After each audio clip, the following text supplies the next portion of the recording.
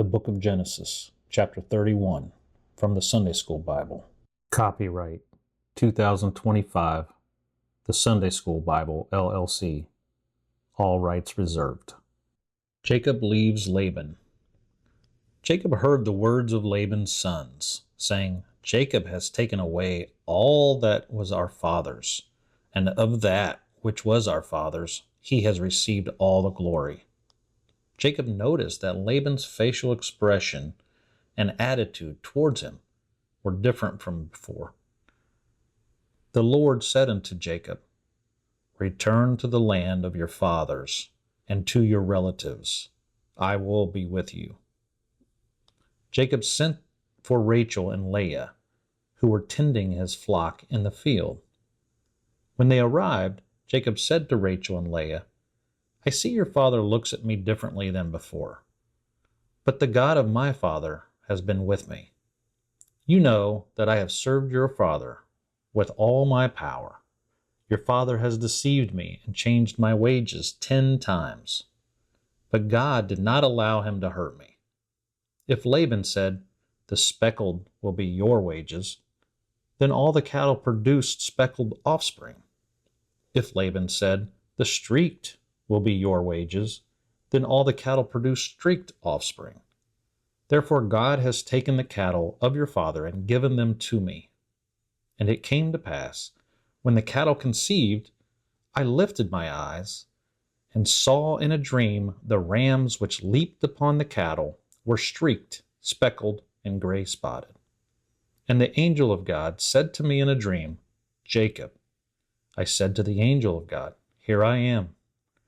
The angel of God said to me, Look up and see all the rams that leap on the cattle, which are streaked, speckled, and gray spotted. For I have seen all that Laban does to you. I am the God of Bethel, where you anointed the pillar, and where you made a vow to me. Now rise and leave this land, and return to the land of your ancestors. Rachel and Leah answered Jacob, saying, There is not any portion or inheritance for us in our father's house. Our father Laban counts us as strangers, for he has sold us and spent all the money you paid us. All the riches that God took from our father are rightfully ours and our children's. Now, whatever God has said to you, do. Jacob stood up and set his sons and wives on the camels. Jacob carried away all his cattle and goods, all of which he had obtained in Paddan Aram. He headed toward his father Isaac in the land of Canaan. Laban was shearing his sheep when Jacob and his family departed. Unbeknownst to Laban and Jacob, Rachel had stolen her father's household idol and took it with her. Jacob did not tell Laban, the Syrian, that he and his family were leaving. So Jacob fled with all that he had. He passed over the river, traveled toward Mount Gilead. The third day after Jacob departed, someone finally told Laban that Jacob had left. Then Laban and his relatives pursued Jacob for 7 days. They found and overtook Jacob in the mountains of Gilead. God came to Laban, the Syrian, in a dream at night.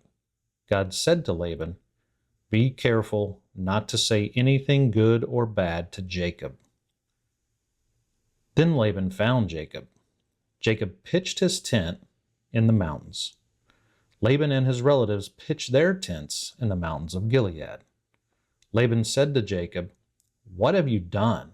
You deceived me and took my daughters away like captives taken with a sword. Why did you leave secretly and deceive me? Why did you steal from me? Why did you not tell me you were leaving?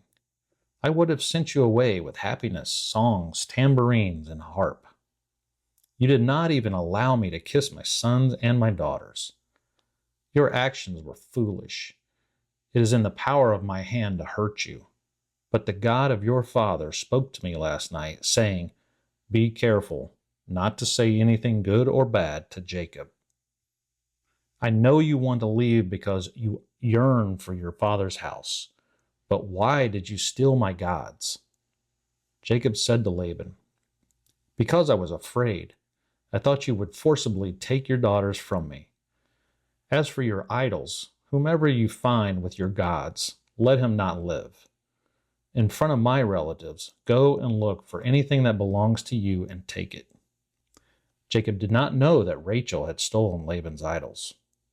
So Laban went into Jacob's tent and Leah's tent. Then he went into the tents of the two maidservants, Zilpah, Leah's maid, and Bilhah, Rachel's maid, but he did not find his idols. Then Laban departed Leah's tent and entered Rachel's tent. Rachel had actually taken Laban's images, put them in the camel's saddle, and sat on them. Laban searched the entire tent but found nothing. Rachel said to her father Laban, "Father, let it not displease my lord, that I cannot stand up, for the custom of women is upon me." Laban continued searching but did not find the idols. Jacob was angry and said to Laban, "What is my trespass? What is my sin that you have so hotly pursued after me? Now that you have searched through all my stuff, what have you found that is your household stuff? Whatever you have found, set it here before our relatives, so that they can judge between us both. I have been with you for 20 years. Your sheep and your female goats have safely given birth to their young, and I have not eaten any of the rams of your flock. That which was torn apart by beast I did not bring to you. I bore the loss of it. I also paid for all lost animals during the day and night, just as you demanded. There I was working during the day, while the drought consumed me, and the frost consumed me by night, all the while having many sleepless nights. I have been in your house for 20 years. I served you for 14 years in order to receive your 2 daughters and 6 additional years for your cattle. And you have changed my wages 10 times. Had the God of my father, the God of Abraham, and the fear of Isaac not been with me, you surely would have sent me away empty-handed.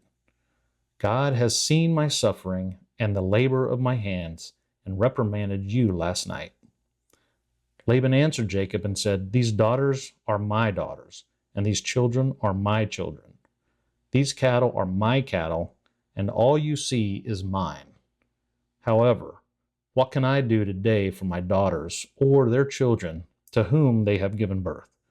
Therefore, let us make a covenant, you and I, and let our covenant be a witness between me and you." Jacob took a stone, stood it up as a pillar. Jacob said to his relatives, "Go and gather stones." His relatives took stones and stacked them on the ground. Then they ate a meal together on the heap of stones.